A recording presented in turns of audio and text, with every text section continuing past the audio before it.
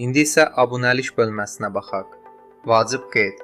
Abunəlik müddəti bitdikdə platformadakı siniflər, şagirdlər, testlər və imtahanlar silinmir. Sadəcə abunəlik limitləri sıfırlanır və ya dayandırılır.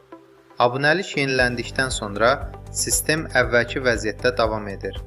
Ödəniş bank kartı vasitəsilə və ya bank köçürməsi ilə həyata keçirilə bilər.